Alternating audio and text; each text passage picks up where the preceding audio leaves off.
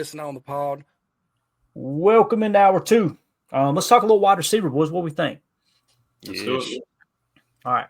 Before we start diving into stuff, as always, I like to ask you guys, got any thoughts going into this conversation? When you look at the wide receiver room, obviously you pick up a couple of wide receivers, rookie wide receivers. You've got Christian Watson, who's going to be on IR most likely middle of November. I imagine would be the earliest he would come back. So there's going to be some things shaking up. We got guys on the roster that we like. We're going to talk about all of them, Bo Melton, Malik Heath, all those guys. As I got roasted on Twitter the other day because someone said that we laughed them off the show for Julian Fleming. They seem to think that's going to be the next Jerry Rice. But any opening arguments or comments here, Tim, as we get ready to talk wide receiver? I mean, McCole Hardman's the oldest receiver in the room, right? He's 27. Great. So, we're not getting any major veteran changes there. We're looking at our younger guys kind of coming into their own right now. It's a shame that Scoot is hurt, going into this year, but he's hitting his stride and just caught a nasty injury at the wrong time. But I think all in all, there's a lot of talent and there's a lot of them. We got to try and figure out how to whittle this receiver room down to maybe 7. I mean, what do we think we're going to break camp with? Maybe 7 receivers. It's going to be an uphill battle, but one that's worth watching. And I think there's a lot to be excited about in the receiver room, especially after the 2 draft picks that we just picked up this past week. Yeah, I think there's going to be a lot of practice squad manipulation there, just kind of working some of those guys up and down. But you're right, Tim. Where are we going to go? I think we're going to have to go through our numbers and kind of see. Same with the O-line. I know we're about to talk about wide receivers, but at some point you got to make the decision on who's going to be dressing and who you're bringing with. But yeah, I'm kind of excited. I really was thinking about Matt earlier today. Just like, I'm ready to see what Matt can do with this offense, with a good running game, a healthy QB, and a bunch of weapons. Doesn't matter if they're 1, 2, 3, 4, 5s. I mean, you can throw the ball to any one of them, right? It's all about the defense you're playing against, concepts, decision making, all that. So it's I really am excited. Yeah, and I'm glad you brought up the Jordan Love injury because 3 different injuries over the course of last season. Starting in week 1, he still finished 5th in QBR. Now, listen, the main thing with his game last year and the main problem with the offense, albeit we had a good offense, we had a legit top 10 offense, was turning the ball over. You got to protect the football. And Jordan Love loves to push the ball down the field. And you just got to get a little bit more consistent with the checkdowns, right? And it's funny because there's other fan bases that call their quarterback check down Charlie, right? We don't have that problem. We're going, Jordan, just check it down. Don't try to hit the home run here. And he's running for his life going, hell no, we're throwing this thing 70 right here. We're going to chuck it down the field, which when it hits, we're excited. When he throws a pick, we're upset, right? So I think with a healthy Jordan Love, you're going to see his game improve. The passes are going to be more on target. And here's the thing. Yes, the receivers led the league in drops last I heard. But there are still some people in the media that make it sound like Jordan was just the most accurate quarterback in the league. Right. It was not the case. As always, the truth is always somewhere in the middle, Tim. You know what I mean? Like Jordan wasn't as bad as the Jordan haters claim he was, and the Jordan apologists, the receivers weren't as bad as they try to make them out to be. Everybody kind of picks their corner and they dig in. It's funny, too, because the people that are saying that were the ones doubling down on Josh Myers last year, saying he is not a bad offensive lineman. Then he goes and gets $1 million from the Jets. Well, they ain't said another damn word about that whole conversation. Yeah. They just move on to the next thing that they're excited about being wrong about. But anyway, let's dive into the wide receiver room and let's get it. So introducing your 2025 Green Bay Packers receiving room. It may be a little bit hard for you guys to see. It's a lot easier to see on the site, but I'll just read them off for you. In terms of PFF grades, Mecole Hardman leads the way to 72.8, albeit only 115 snaps last year where he was banged up. Now, keep in mind, this is a guy that caught the game-winning touchdown in the Super Bowl a couple years ago, so it's not like this is just some scrub off the streets. He's got blazing speed when he's healthy. He's got a returnability and value there as well. He's a guy that can play underneath. He can also stretch the field a little bit, although he's not a big body like Christian Watson, right? So 72.8. And his running grade, by the way, was an 85.8 last year. So you can get him involved in some jet sweeps. Jaden Reed, 71.7. So he was the 50th highest graded wide receiver in the entire league, removing the minimum snaps or whatever it is that PFF has, right? So with that being said, being 50th, he's a solid number 2 receiver. His rookie year, some would say he's breaking into that. He could be a number 1 receiver, right? Romeo Doubs was 56th at his position with a 69.7. Christian Watson, albeit he's going to start on IR, was 60th last year with a 69.1. Dontavion Wicks was 73rd last year with a 65.1. And Bo Melton was 86th with a 63.2. Malik Heath came in at a 62.9. So those are your PFF grades. Now, obviously, in that wide receiver room as well is Julian Hicks, rookie Savion Williams, rookie Matthew Golden, Lededrick Griffin, and Cornelius Johnson. Now, this does not include the Julian, what was his name again? Fleming. So he needs to be on this as well, which I don't think he has a shot at making the 53. Me personally, I could be wrong. Who? Easy, Tim. That got me in trouble on Twitter because we played that, and they said we laughed on the show.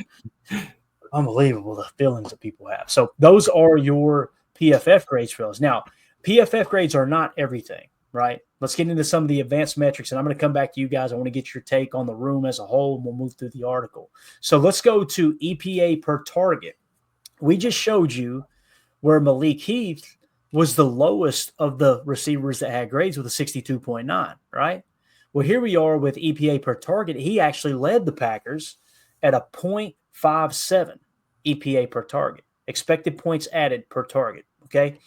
Second is Jaden Reed with a plus 5.0.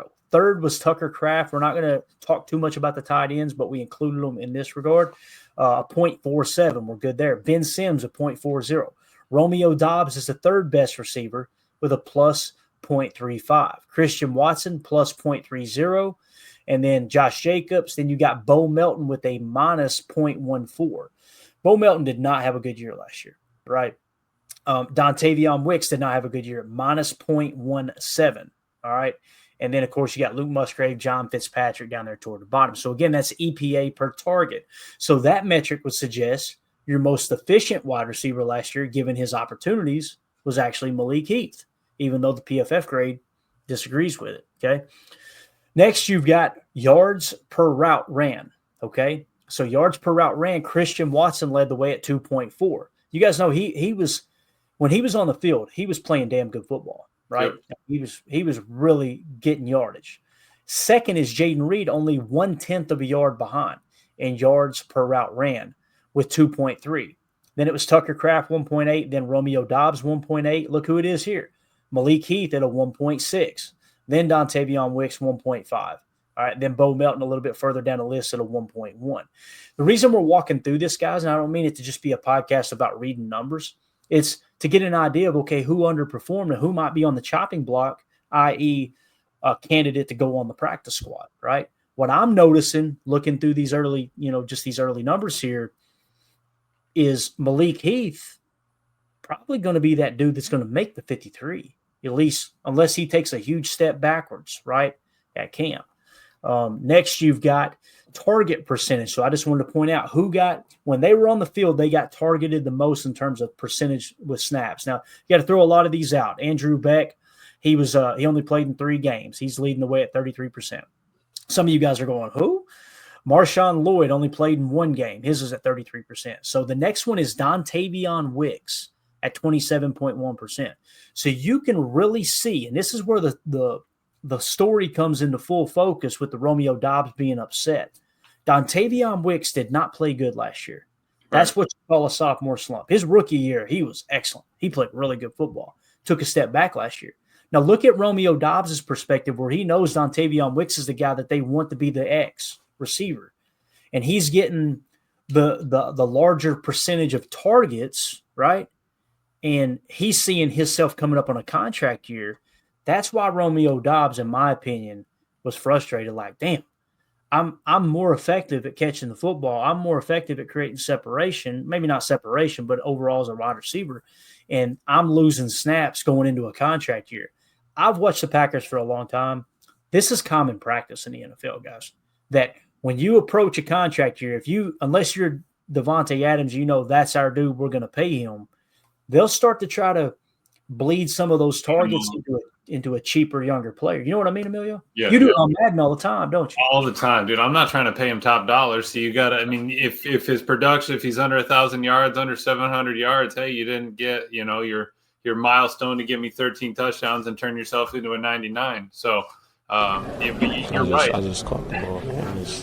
What I want you to do, Romes, but we did. You kind of got to work it around him. Obviously, we had Jordan Hurt for some of that. You had Malik Willis in some of that. We had to lean on the run game for some of that. But, as you start to, look back on the season, it's tough when you're just out there running go balls all the time just to pull the defense and the dude's running the dig and he gets the look every time. So I could see the frustration for sure. Yeah. Tim, anything stick out to you as we get ready to go a little deeper into this target percentage so far based off what we've said? You understand what I'm saying with Malik Heath? It's kind of like kind of popped a little bit. Yeah, and that's a guy who, put together a really solid year again last year, already coming off of the previous season, which, he showed a lot of flashes. And, I remember the end of camp last year, trying to figure out who was going to make this team. And, I was fired up when Malik Heath made the squad. And I agree. I think he's a guy that is, if you're talking about bubble players, that dude, you got to keep him around. Or at the very least, Malik Heath is going to go down swinging. That guy is not, I don't see him taking a step back. Maybe he doesn't continue to, excel or something, or maybe he hits a wall, but I don't think he's going to regress. And you're going to get the best out of him. So if anything, that's going to pick up these rookies and pick up these other guys in the receiver room at camp this year. Yeah. And Christian Watson, 20.6% target percentage when he was on the field, right? And again, you've seen his targets go down, but I felt like he was more effective, obviously, with the 2.4 yards per route ran. And it was kind of, 2023, they tried to force the ball to him in the first quarter of the season, and the Packers were struggling. Finally, they got hot a little later in the year because they stopped forcing him the ball. Right. They started the year last year not forcing him the ball, and things turned out a little bit better. Now, it just so happened that obviously the injury steps in there. Ron Samuel in the chat says, I want Heath to make the 53. I haven't yet seen his downside when he gets his chances. I completely agree, Ron. I think to that catch he made in New York that should have been the game winner against the Giants. Yeah. Oh, yeah. That's stolen from us. Yeah, exactly. So next you got Jaden Reed with 20.5%. What's crazy is Jaden Reed led in yards, right? I want to say he was second in touchdowns, or I know his touchdown number went back a touch. Jaden Reed was on pace to have more production than DK Metcalf if he had continued to get the target rate that DK got. So for whatever reason, Jaden Reed's target percentage goes down. Now you had the ankle injury that comes into play. And again, back to trying to force the ball to Dontavion Wicks. Now, there's a chance that could be a Jordan Love thing, but I have a hard time believing that Matt LaFleur would have just let that happen. Like, Jordan's just going to go out there and force the ball to Tay Wicks. We've seen Tay Wicks had a drop issue. He had a drop issue in college. His rookie year, it wasn't as bad, and he looked really good. He was starting to, grade out really well at PFF. So, next, in terms of wide receiver, Tucker Kraft's on there at 17%, leading the tight end way, I believe, in terms of, guys who had a significant amount of snaps. But that's all the wide receivers there with target percentage. So you're starting to see everything kind of come into focus with what actually happened with the wide receiver room. Next, you got catch percentage, all right? Let's cut out all the minimal snap stuff. I just want to say this. Chris Brooks and Josh Jacobs especially. Josh Jacobs ran 232 routes last year. He was targeted 43 times, and he caught the ball 83.7% of the time. That was one of the things that we were unsure with Josh Jacobs, is because he struggled his final year with the Raiders of catching the football a little bit, or at least getting involved in the passing game. Matt LaFleur, he had that at the forefront. I just wanted to mention that in passing there. But catch percentage, Ben Sims, 80%. You go on down to the first wide receiver leading the way. Guess who it is, guys? Malik Heath, 76.9%. You see what I'm saying? Like, everything just pops for Malik. Mm-hmm. Yeah. His name is spelled D-A-W-G because he's a dog. Jaden Reed, even though he had the drops issue, 73.3% catch percentage. You see what I'm saying? Yeah. So we'll see drops in certain situations with Jay Reed, and they think, okay, he just can't catch the damn football now. That was not the case. The targets went down significantly, is why you didn't see him in the back quarter of the season. And it drives me crazy hearing sports radio hosts talk about he had a real down last quarter of the season. It's like he wasn't getting targeted. Like you can't say he had a down quarter of the season, final quarter of the season when the ball wasn't getting thrown his way. You just can't do it. And I think it's a combination of things, Amelia. I think he wasn't completely healthy from the ankle injury. I think that nagged him a little bit, but also I think that defenses caught on. They get paid too, and they started hammering down on him. And Christian wasn't in the lineup to pull that pressure off of him. Now you get Matthew Golden, whole different ballgame. Absolutely. I mean, and that's that speed threat that you kind of need to rely on depending on the body type. Doesn't matter. Just being able to stretch the field vertically. We kind of wanted that from Musgrave. If we could get a big body to do that, we haven't seen that happen too much either. But then you're looking at the game started. The only one that was there for every single game was Josh Jacobs and Tucker Kraft. I mean, those are our two sturdy, reliable guys that are starting every game. Obviously, with the receiver, you're working on it. But Christian was 15 for 15. Romeo 13 to 12. So then you kind of work your way down, and it's like we're always kind of rotating through the receivers either way. That's where you do need to kind of find those 5, 6, 7 that you really like that you can rely on. And if we can get 17 out of 4 of them, that's the idea. That's where we want to be. And then rotate them in if they need a breather. If, we ran too many jet sweeps or, motions or orbits or whatever, just to try to get the defense keeping them honest, then rotate the next guy in and keep moving. Definitely. All right. So next you got Tucker Kraft, 71.4%. Luke Musgrave, 70%. Albeit it was just 63 routes with the injuries, but 70% pretty solid. So next you've got Romeo Dobbs at 63.9%. Christian Watson, 54.7%, and then Dontavion Wicks at 51.3%. The way I kind of look at the catch percentage is, if it's an on-target pass, think of completion percentage. And if it's lower than that standard 63 to 65% completion percentage, not a good look on that receiver. That's why when you look at Jaden Reed at 73.3% and Malik Heath at 76.9%, solid performance there. Now, when you get to Dontavion Wicks at 51.3, that's not going to do it, right? Christian Watson, more of a shot play guy, it's going to be a lower number, right? But again, you're getting the yards per target, right, or yards per route ran higher because you're stretching the field with him. That kind of balances your offense out. Bo Melton, 47.1%. I want people to understand I'm not slandering Bo Melton's name here. I think he might be my favorite Green Bay Packer, but it just sucks to see these numbers because it's like, oh, man. He might be the first cut.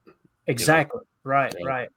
And we'll get into that here in a second, kind of what the early predictions are. Next, you've got catch rate over expected. Okay. So this is kind of taking into consideration the situation the player was put in, what was expected to happen, and what's their catch rate. Okay. Leading the way, Ben Sims, 15.8%, John Fitzpatrick, 9.7%. Look at the top for receivers. Malik Heath, 9.7%. Dog. Then you got Luke Musgrave, 7.2%. Christian Watson, 5.2%. And then it drops off down to Romeo Dobbs at plus 2.9%. Jaden Reed at plus 1.2%. So there you're seeing some of the drops and the missed opportunities kind of coming into factor a little bit with Jaden Reed and talking about how he had a little bit of a down spell there. And then the one that hurts here is Bo Melton, minus 6.9%. Some people see the Tucker Kraft minus 2.1% and think, how does that make sense? He had a good year. If you'll notice, Tucker Kraft, the majority of his yardage in production he was running butt naked through the trailer park, and then he was running people over, right? Yep. And that's not a negative on Tucker, but it just kind of goes to show that when he's put in a situation where he's supposed to catch the football, more times than not, I don't want to say more times than not, but a little worse than some other players on the team in terms of not maximizing that opportunity. Bo Melton, though, once again, minus 6.9%. And then here's the Dontavion Wicks and the drops coming into play. Minus 12.4%. That is horrible. Absolutely horrible. This receiving is tough. I don't know what Andrew Beck did to piss next gen stats off, but minus 74.1%. Not a good look, though. So, with that being said, is there any other stat y'all want to look at there before we move on to contractual? obligations to these receivers or anything else you want to add to the conversation? No, Tim? I think the only thing I thought of is you mentioned Josh Jacobs, being the threat that he was last year in the pass game. I think, we saw a little bit more of that from Emmanuel Wilson in year 2 as well. You look at his numbers, provided some pretty good reps as a receiver out of the backfield for us. So, and then you couple that with the tight ends. We talk about how deep the receiver room is. It's deeper than just the wideouts, and that's what we're focused on now. But it's important to remember that because we're talking about guys that we really love that may or may not make the team. You talk about a Bo Melton or a Malik Heath trying to fight for that last potential roster spot. With these 2 lightning in the bottle type of rookies that we just picked up in the draft. So. It's important to remember that, no matter who gets cut or, if they end up keeping 6 or they keep 7 or whatever they decide to do, we have pass catchers in multiple position groups. And this offense is going to be humming for sure in 2025. I think that's key. The multiple positions. I think that is one could be our strength. 2 could be, something that we can lean on if we're having issues. Like you can work per game, based on the defense you're looking at. If you're going against a Vic Fangio defense with 2 high shell, all right, Josh, your time to shine. Let's open up the play action and let's get a little bit more under center play action. I think with Jay Love's knee getting better, being able to turn the back. Don't we all remember Aaron Rodgers? I love those really long drawn out stretches and then spin, naked bootleg on the backside and just throw an air ball over the top, man, and just let that thing drop in the bucket and take it to the house. But that's something I think that I'd love to see a little bit more of. But to do that, you need production from kind of like you were saying, Tim, each of those groups, running back, tight end, and then your wide receiving core. Yeah. Yep. Naked bootleg. That sounds like a move that Jacob's performing right now at work. So, only if you're tipping extra. Only if you tip extra. Demetrius is like, don't make a comment like that and then read my comment. What the hell's wrong with you? Demetrius in the chat said, there's a lot of guys in the wide receiver room. It's going to be interesting training camp and to see who makes it. I could not agree more. I mean, there's going to be camp battles everywhere that I'm already getting fired up about. And again, that's something where the Patreon group will continue. We'll kind of walk you guys through it. Essentially what the Patreon group is going to be is a hub. It's going to be kind of command central for the 2025 Green Bay Packers season. That's what we're going to use it for. Any and all information that's important we'll put up in there. That way you guys can keep up with the camp battles and all that. But like Demetrius says, the wide receiver room is going to be a blast. Mm-hmm. Respect One just says Andrew Beck had someone at Next Gen Stats mom rated really low on the board. Obviously carrying on the conversation from last night. Here are the contract situations for each of these receivers. Okay, Romeo Doubs obviously going into the last year of his deal. He's $3.5 million against the cap this year. Christian Watson last year, his deal $2.9 million against the cap. Jaden Reed has one more year left on his deal, obviously 25 and 26. This year it's 1.9. Next year it only jumps to 2.2. That's money well spent for Jaden Reed. My goodness. Mecole Hardman only $1.4 million against the cap. He'll be an unrestricted free agent next year. Dontavion Wicks is under contract for 2 years, $1.1 million this year, $1.2 million next year. Malik Heath, this is the guy we keep talking about, right? Okay, what do we got to do to re-sign him? You ain't really got to worry about it. He's a restricted free agent next year, and that's the beautiful thing about landing an undrafted free agent and signing someone in the practice squad and getting a futures deal kind of put into place, that type of thing. You have rights to them for quite some time. Only $1 million against the cap this year, but a restricted free agent next year. Bo Melton, same thing, $1 million against the cap, restricted next year. Okay. Then you got Julian Fleming. This is the all-world wide receiver that some people like to talk about that I think he graded out in the 50s for 4 straight years on PFF. $800,000 against the cap, $1 million against the cap, $1.1 million against the cap, and then he's a restricted free agent. You're going, hold up, he's got a 3-year deal? That's a futures contract.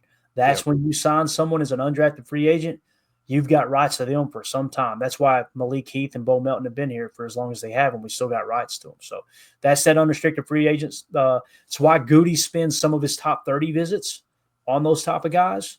Like, for example, what's his name? Taylor Elgersma, right? I believe is his name. The quarterback out of Canada. Do a little research on him. It's a very exciting prospect. I think that's someone that they had him in for the top 30 visit. First of all, okay, is this dude the real deal? Does he got the right stuff? Okay, he does. Cool. Here's what we want to offer you if you don't get drafted, because they knew he wasn't going to get drafted. Right. Go ahead and get the offer on the table so he knows. All right. Now, here's the deal. To the best of my knowledge, he hasn't been signed to the practice squad, but he's invited to minicamp. But they're already familiar with one another. You know what I mean? He's also invited to the Buffalo Bills camp. And I mention that because if they end up getting him like that and you stash him on the practice squad, keep in mind if a team tries to poach him, he's got to go on the 53. Probably not a team that wants him on the 53-man roster. But now you have rights to him for 3 to 4 years, and you can bring him up on the scout team. And who knows, you might look up in 2 years and go, there's our backup quarterback for the next 2 years. You know, because Malik Heath, you're not going to want to keep him around forever because he is going to cost a little bit of money when it comes time for him to hit free agency. Right. So next you got Ladedrick Griffin. He's going to be an exclusive rights free agent next year, which basically you'll have him back. Julian Hicks, same thing. Cornelius Johnson, same thing. Yeah. So, see, Julian Hicks is the one I'm excited about.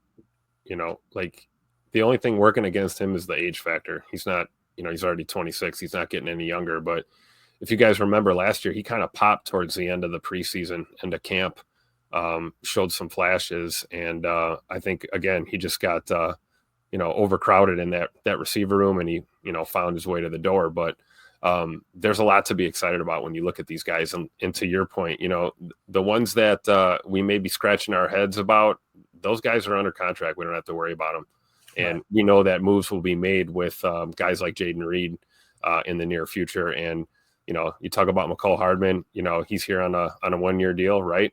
You know, if he pops, has an immaculate season and helps us win a Super Bowl, I'm sure they'll offer him another contract at some point. So it's a lot to look forward to this year, I think, looking at this room. Yeah.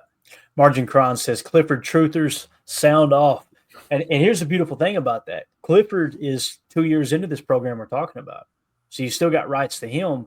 If you move on from Malik Heath next year and you don't find a quarterback in the draft you really like as a backup, then he steps into the backup role, knowing the offense completely.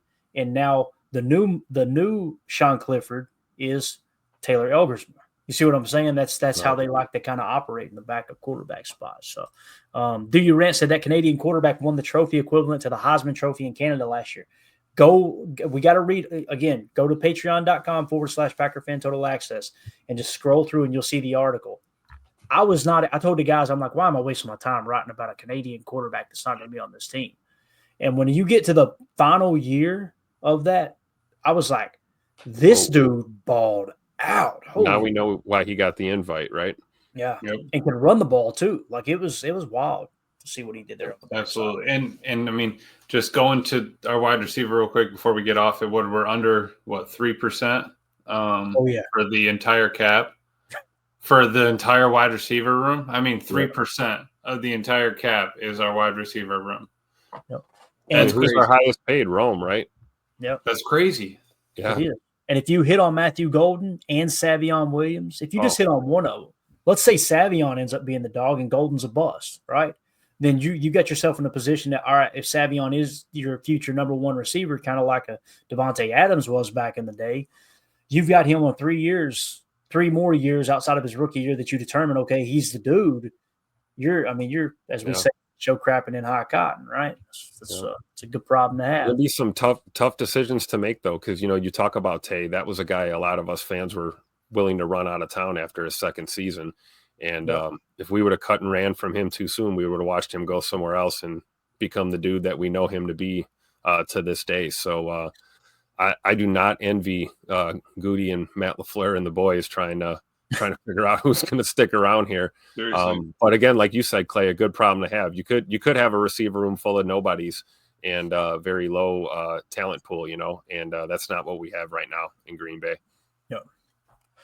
So let's talk the rookies real quick as we're coming down the final stretch here. Matthew Golden, I love that picture, by the way. Is that not the sickest pic out there? So PFF grades 65.3, 68.4, 74.0. Not going to spend a whole lot of time on this. We've talked about it leading up to the draft. We covered him pretty extensively. Out wide, 664 snaps. Slot snaps, 175. So you want him out wide. He fits the moving Z perfectly, although on Chalk Talk last night, we pointed out he can play X as well, right? Maybe not your quintessential X, your prototypical X, I should say, but he can play X and play it effectively. So, and again, if you guys want to check out that Chalk Talk, it's also in Patreon. You're kind of getting the theme. Everything is going to be stored there. You can go back and watch it if you missed the show live. So that's what he looked like in college in terms of PFF grades. Now, I wanted to hit on this real quick, and it's going to be hard to see, but I'll try to read it to you guys. I'm going to kill my camera because I'm going to get up in here real close real quick. And so here is how he graded out in terms of where he lined up, okay? Or I'm sorry, where he was targeted. 20 yards down the field or more, his receiving grade was 99.6. I'm going to repeat that. When he was targeted down the field, more than 20 yards, his receiving grade, according to PFF, 99.6. Medium, 10 to 19, as we showed you guys last night, that 14-yard curl he loves to run at Texas. And curl in, work out, jab back inside, and here comes the yak, right? 96.6 was his grade. And you go, okay, well, he's a deep threat, deep to medium. Well, hold on a second. Short, 0 to 9 yards, 90.4 PFF grade. And you're probably going, well, why is this PFF grade so low, Clayton? You got run blocking involved, right? You got a running grade too. If he got the ball, maybe he wasn't as effective there. That stuff comes into play as well. Penalties will hurt that as well, right? So in terms of depth and the throw chart, deep left, 92.6, deep center, 95.7, deep right, 94.3. Intermediate left, okay? So you're talking about that 10 to 19 yards on the left side of the field. It was only a 72.4. You guys remember last night on Chalk Talk? The majority of his highlights, he was on the right. You remember that? Yep. So keep that in mind. That's important too. Anybody who's ever played the game of football, some people catch easier over the left shoulder as opposed to the right. You know, like for example, we saw that with Scoot. Yes, in his rookie year. Yep, exactly. So like, if like when I played ball, if I'm playing right wide receiver, I can catch anything over my left shoulder. But boy, oh boy, you throw it over my right shoulder, I have to turn my hands underneath and catch it like side catch as opposed to just over the shoulder hands catch, if that makes sense. That's something that really, really comes into play. Now, the great receivers can catch with their eyes closed, right? Intermediate center, though, 94.7. Intermediate right, 92.0. Short left, he was effective, 92.5. So you can kind of get around that. Short center, 66.8. Not as good on the stab routes, the mid curls, those type of things from the slide, right? The only red on his chart, right? Look at the drop rate. Exactly. Yep. Probably not as comfortable sitting in the middle of the field. That's okay. Put Malik Heath over there and let him. Yeah, exactly. Send Tucker Kraft on that route. Yeah. Short right, 89.4. And then behind the line of scrimmage, he was not effective at all. 60.9, 60.9, 60.9, albeit there's only one target on all three. So just throw that out the window, right? So again, what that chart shows you is where is he most effective? Guys, he's deep threat. Intermediate to deep threat is what he is. And he's probably going to be that guy that lines up on the right side of the formation the majority of the time. Now, why do I mention that? I mention that because the reason that some of these rookie receivers don't get on the field as much is because they're not good at everything. Maybe he's not as effective on the left, and Matt's not going to just go, okay, we're not going to throw to the left. He's going to try to put him on the right, and that's going to limit his snaps a little bit, I would imagine. Now, I hope he's on the field 100% of the snaps, me personally. But that's how, when fans get frustrated, they're like, why isn't he on the field? Why isn't he on the field? Little tedious things like that come into play, especially for a young wide receiver. So, and why would you not want to put him in the spot that's going to help him be most successful too? I mean, you don't want to set the dude up for failure. Look at his yards per route run, deep right. I mean, 10.11 yards per route run. That's crazy. So like put him in an advantageous spot to be better, to excel. That's the only way you're going to help the team. Why would you you're not going to put Jordan Love out there at receiver. It's not going to happen. So it's like, let's help him. Let's make this easier on him coming into a new team, new system, the NFL. Just get him used to what he does best, to catch the ball and run, man. Right. Yep. I agree. Yeah. You got to crawl before you walk, man, especially as a rookie. You know, it's like some people like to jump in the pool. Some people stick their feet in for a little bit and ease their way in. And I think they're going to find the sweet spot for Matthew Golden in this offense. I really do. It's just going to take a little bit of time. The body control that we seen last night on the tape doing Chalk Talk, smoothness in and out of his breaks, high pointing the ball, strong hands, like you said, attacking the football as opposed to letting it come to him. Yep. I think we may have us one there. Like you said too, and a lot of the stuff with Matthew Golden is stuff that you can't necessarily coach. You can't Correct. coach instinct or reflex or the natural ability as an athlete, and he possesses all those qualities. Definitely.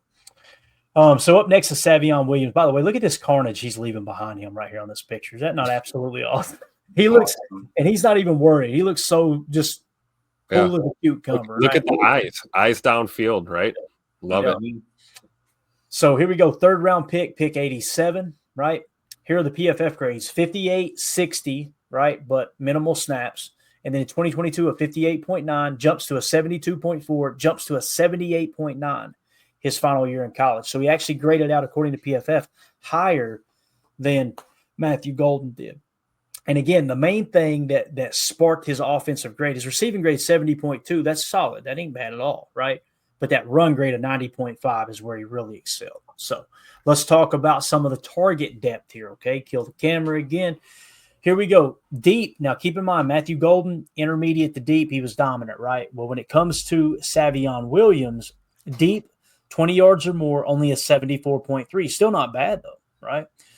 Drop rate, pretty bad there, though, 39.5. Medium, 10 to 19 yards, 80.7 grade, but a drop rate of 34.2. So you're seeing it there. Yep. Short, 0 to 9 yards, 87.9 grade, and the drop grade goes up to a 50.2. And then, of course, behind the line of scrimmage is where he excelled. I believe that's an 86 or an 88 grade with an 86.7 drop rate. Smoke screens, stuff like that, right? Talk about a great compliment to Golden, right? We just talked exactly. about Golden not being super effective in that scenario, but you look at Williams here, man. This guy's going to be a monster behind the line of scrimmage. Mm-hmm. It's huge, Emilio, that you get these guys that are going to be complementary of each other's game, man. Well, that's it. My grandpa always said, one hand washes the other, they both wash the face. And I mean, that's it for this offense. If Golden can't do the intermediate middle, doesn't want to, don't need to put him on a slant. I mean, he can set a guy up in the slot and run a slant, no problem. But let's not get him into traffic if there's 2-3 linebackers over there while doing it, right? So I love that you got a big body guy that's willing and wants to be there, wants to run through contact, feels comfortable. We want him to want the ball when the game's on the line. Definitely. Papa Petricola, boy, I tell you, dropping that knowledge. I love it. Love it. Deep left. Looks like there was only 3 targets, 59.1. So kind of throw it out, right?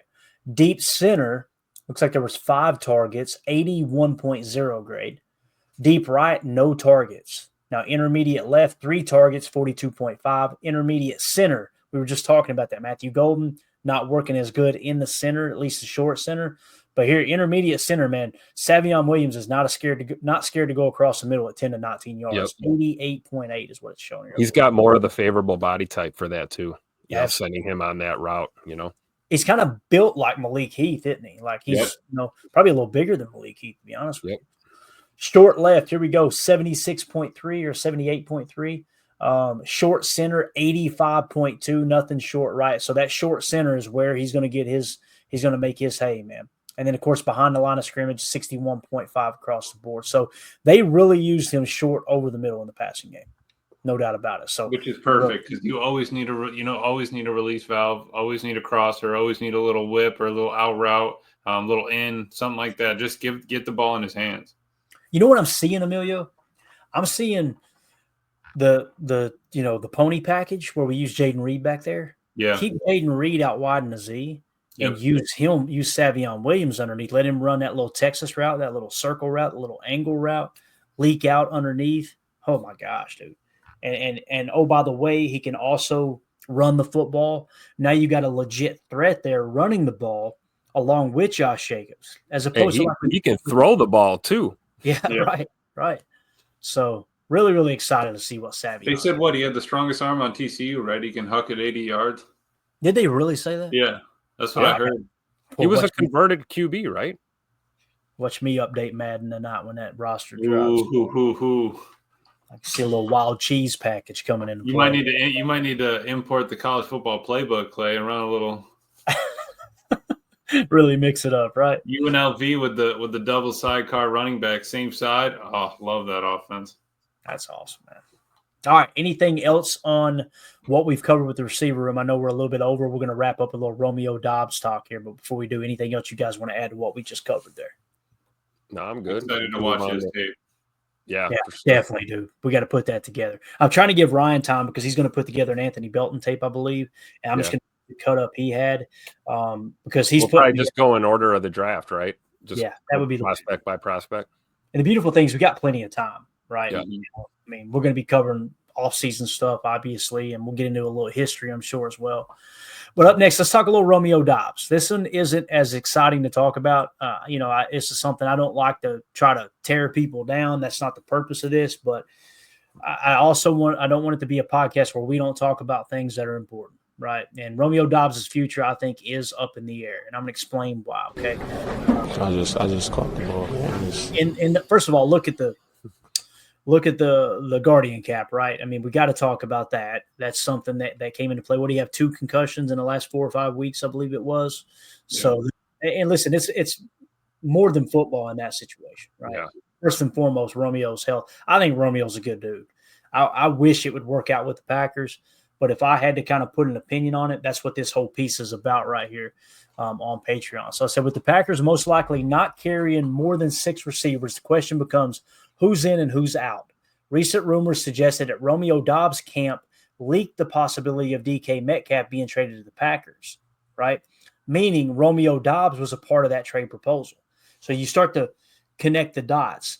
If it's been confirmed by multiple people, or at least been talked about by multiple people, the reason they knew DK Metcalf was getting traded and possibly to the Packers was because a leak came out of Romeo Doubs' camp, and meaning Romeo Doubs is a part of that trade package, right?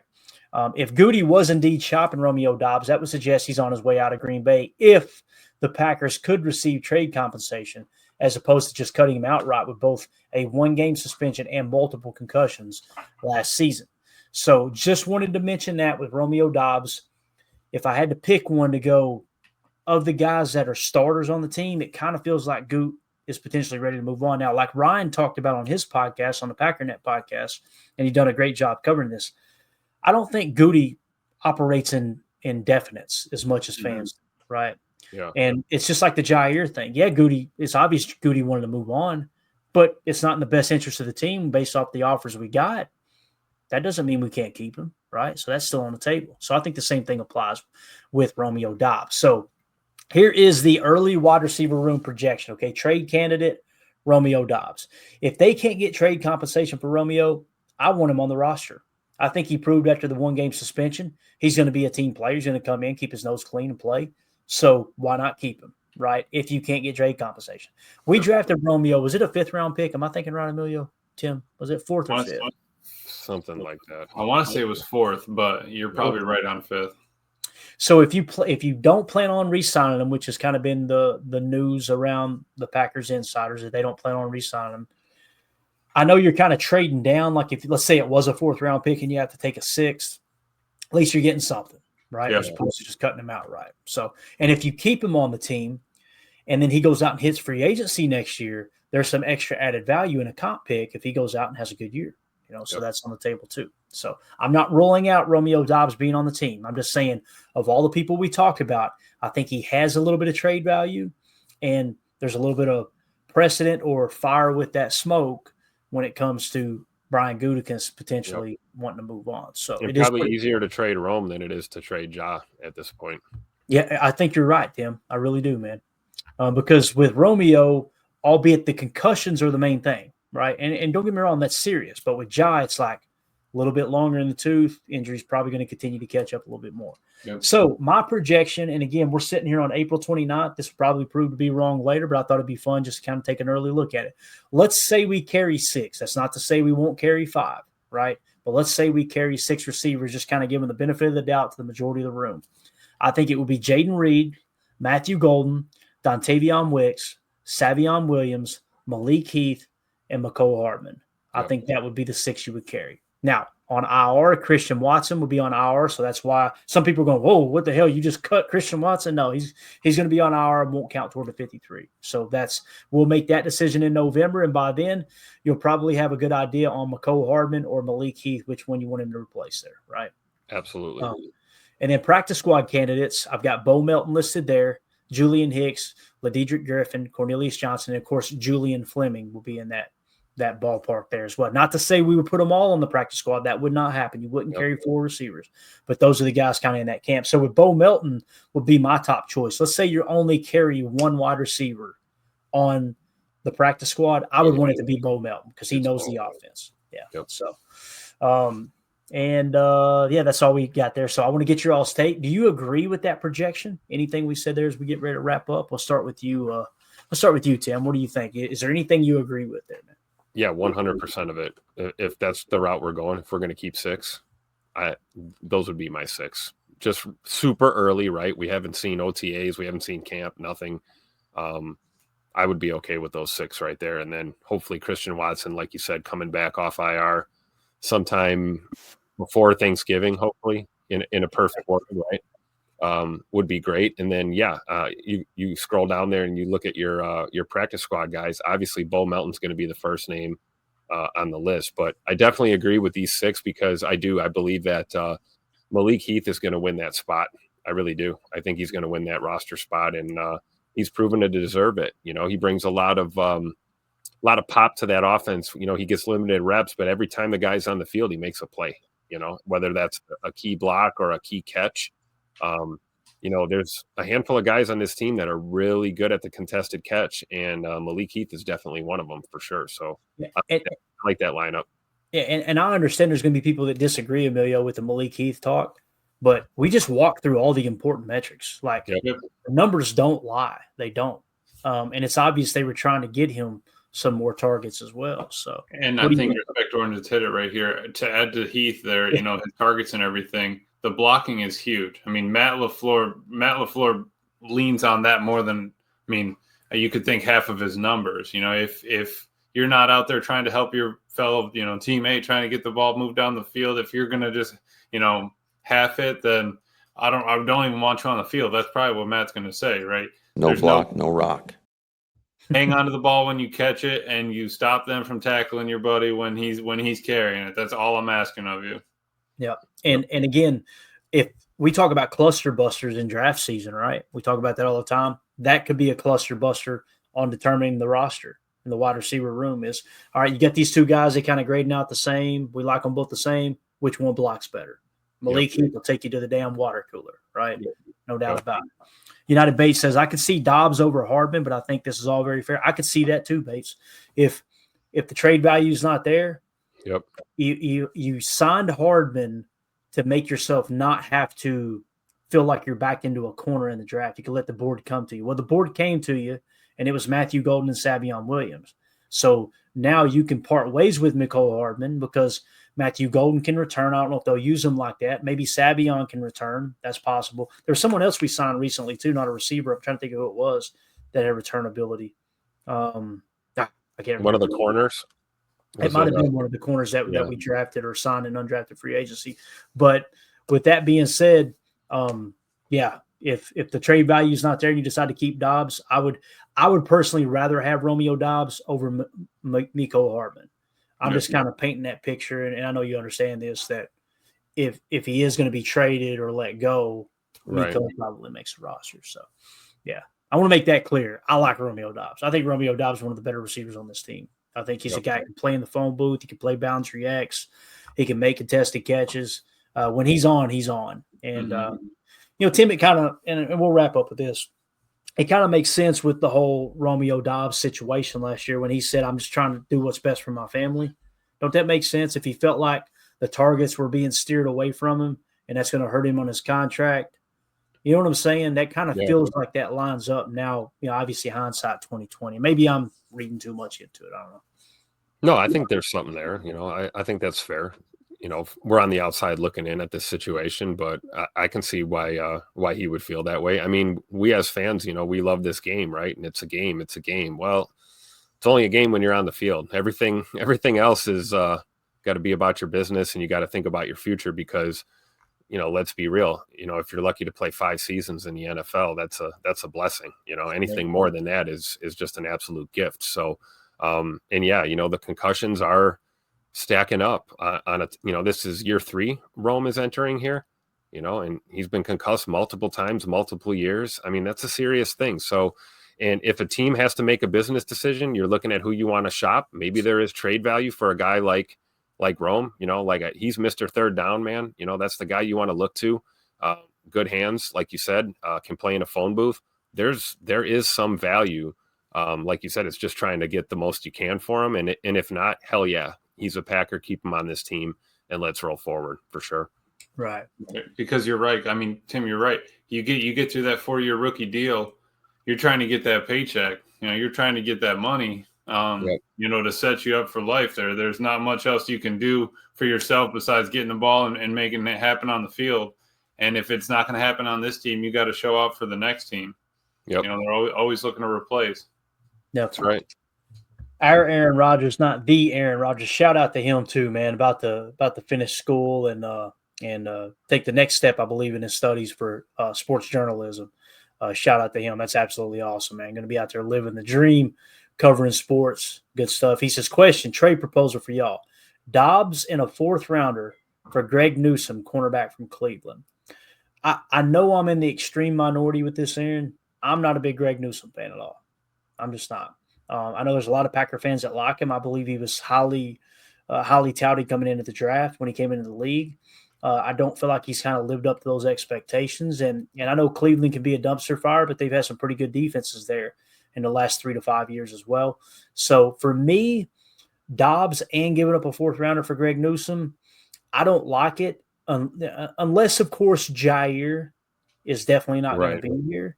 That makes it a little bit tougher to say no, but I think it would still be a no there. I think for Dobbs, for me, it would just be trade Dobbs for a pick. That's kind of what I would go with. What do you guys think? We'll end right there. I would agree with that. I mean, Greg Newsome's best attribute is availability. Let's be real. He doesn't miss a lot of time, and like you said, Cleveland has been kind of a joke, but they have had some good Ds over the last few years. So, but I'm with you, man. I think if you're going to try and shop Rome's, you're going to try and get the highest round pick you can, as opposed to giving him up with a pick for, another guy. But then again, talk to us after June 1st, right? You know what I mean? We might be singing a different song. I don't think that's that crazy of a trade proposal at all that Aaron's talking about here. It seems relatively realistic, but if Ja is gone, I'd rather go the route if you are still interested in trading Rome, get the pick and then, sign another free agent corner or something to kind of just, be a patch guy as you develop your younger guys. But, anything can happen though. Like you said, we've got a whole month to go here to kind of see how things shape up.